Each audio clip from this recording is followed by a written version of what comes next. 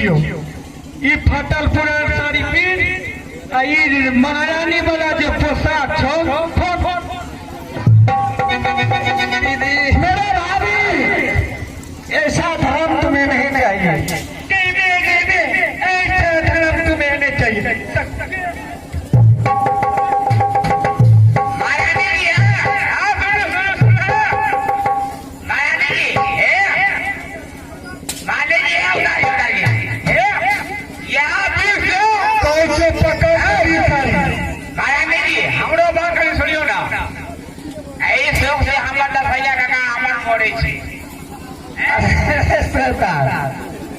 उसे जो करना है करने दीजिए, कोई बात नहीं है। सुन रणधीर,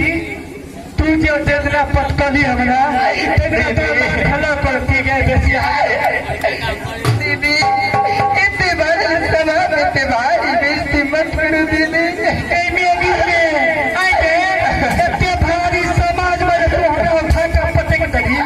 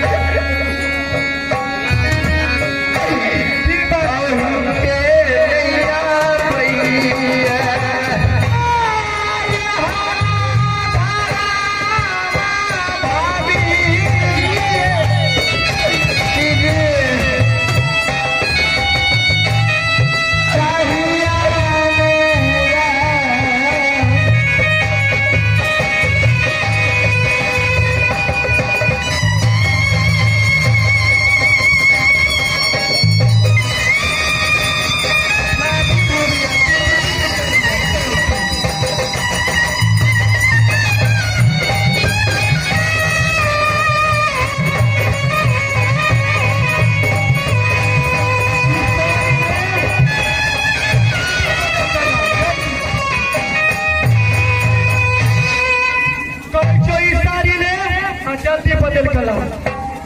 नहीं जल्दी